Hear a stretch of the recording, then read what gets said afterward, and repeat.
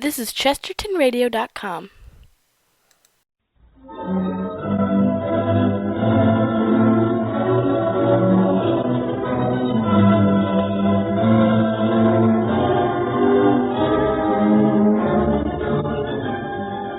We now present George Edwards as the Hunchback of Notre-Dame.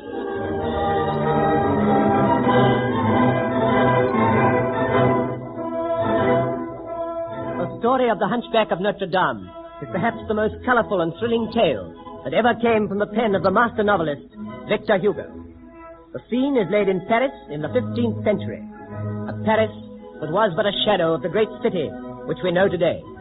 The citizens of Paris at that time took their lead and based their lives on the commands of their royal rulers, and the kings of France at that period were great believers in the divine right of kings.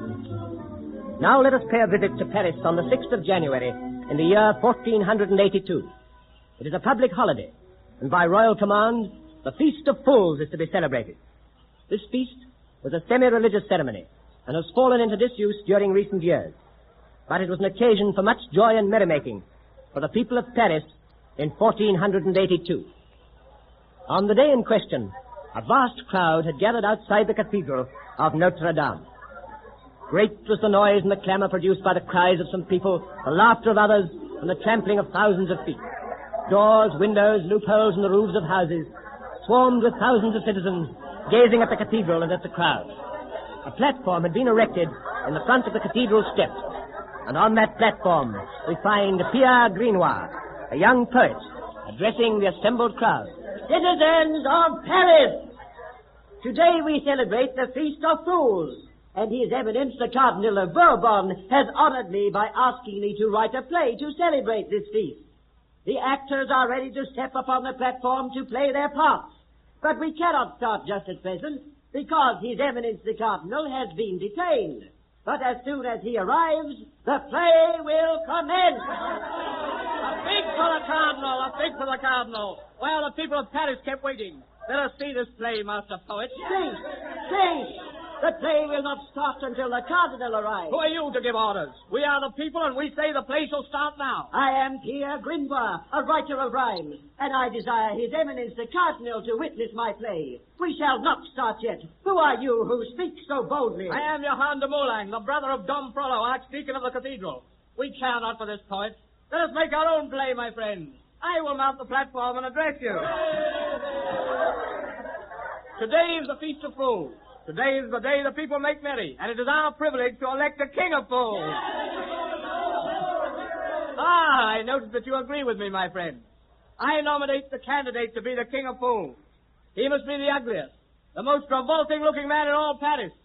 And there is only one man I know who fits that description, and that is Quasimodo the Hunchback. When he steps out of the cathedral, we shall crown him and declare him king of fools. And we shall take him in a triumphal march through the streets. See, here I have the paper crown, which we shall place upon his head. Hear me, Master Johann. I am Clopin Troipo, the leader of the Paris vagabonds. It shall be my pleasure to place the crown on Quasimodo's head. Come, Clopin. Come, step up onto the platform. You shall be the Cardinal of Fools this day. And you shall place the crown on Quasimodo's head. He will step straight onto the platform when he comes through the doors of Notre-Dame. My friends, I must protest against all this. Have you no thought for me? I am young. This play is my first great work. Will you not watch it and listen to it? It may bring me great fame. Enough from you, Master Poet. We do not wish to see your foolish play. Look, the doors of the cathedral are opening. Who comes forth? Why, it is Quasimodo, the king of fools. Come, Quasimodo, step onto the platform. A great honor awaits you. You make a mock of me, Master Yaha. We do not make a mock of you. Your brother is my friend. He is my master, and because of that, I have not harmed you when you have made me the butt of your wit. But I warn you to have a care, Master Yahan. You dare to threaten me, Quasimodo? I do not threaten. I warn. Then, if the warning is not taken, I attack. I am Quasimodo. I know the people regard me with fear. I know they hide their children when I approach, and I know they hate me. but I do not mean them any harm, and I would someday like to tell them that. Hear me, Quasimodo.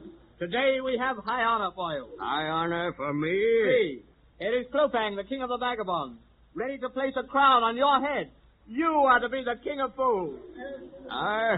I have been chosen as the king of fools. Yes, Quasimodo, you have been chosen. Are you not proud of the honor? Why have I been chosen? I will tell you why. The king of fools must be the ugliest man in Paris. You win easily. You have a mouth like a horseshoe. You have irregular teeth which are like the battlements of a fortress, one of which sticks out over your lips like the tusk of an elephant. Your nose spreads all over the upper part of your face. Tell me, my friends, is he not the king of fools because of his extreme beauty? Quiet, you dogs, hear me. Today you make merry, and I am to take part in your merriment. No longer am I an outcast. No longer shall you spit upon me and shun me in the street. I am to be the king of fools, and I shall all know no happiness. I thank you for this honor you have. It is indeed a high honor, Quasimodo. Never before have the people laughed with joy when they look upon me. Now they laugh, now they sound happy, and I am feeling a little happiness, too. For the crown. Where is the crown? I protest, Quasimodo. Go back to the cathedral. My play is to take place first. You would dare to rob me of my triumph? Go, I tell you, off the platform. Keep your hands off me, or I will hurl you into the crowd. I will not be called Quasimodo, you have some strength. You hurled that fellow 10 paces into the crowd. See, he has fallen to the ground senseless. The crowning. Place the crown upon my head. Come, Clopin, the coronation. Quasimodo, the hunchback, the bell ringer of Notre-Dame, I declare you king of fools, and I place the crown of honor upon your head. Laugh, you fools, laugh, jeer at me, but I am happy, for one day I am a king, the king of fools, and you are my subjects, and you are fools, fools all of you, jeering, sneering fools, I hate you, I hate you.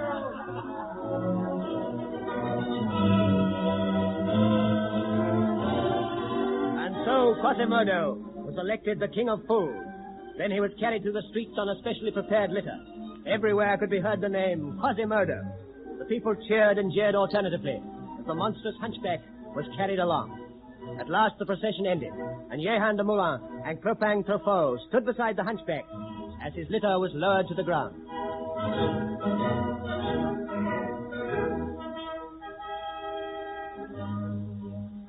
Well, that is the end of it. Your little hour is over, Quasimodo. Return to your cathedral as a bell ringer and give me that crown. Ah, I shall keep the crown. It shall be to my memory, a memory of a brief moment when Quasimodo the hunchback was almost as other men, when he joined in the merriment of the people and knew a little triumph.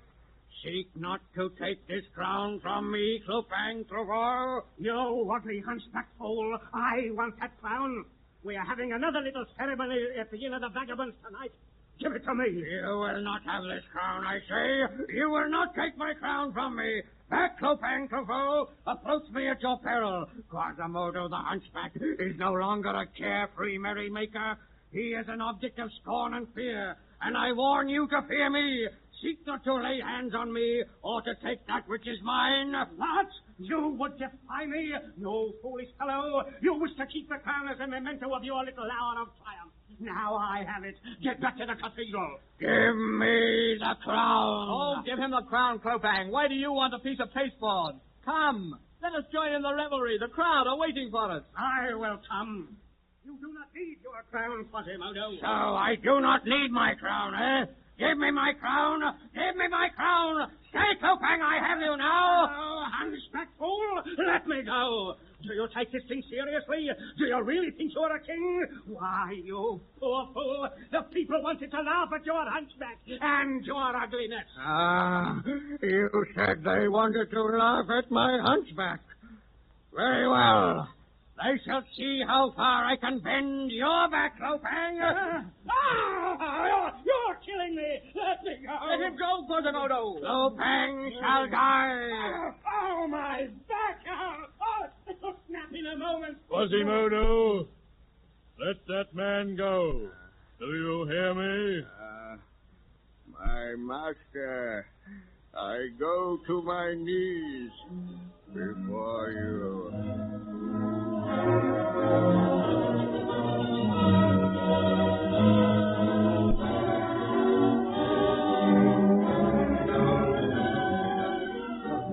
As that strange, deep voice rang out, Quasimodo fell upon his knees and looked up at the man who had given the order. Who is the stranger that Quasimodo fears? What will become of the hunchback? We shall hear that in the next episode of The Hunchback of Notre-Dame.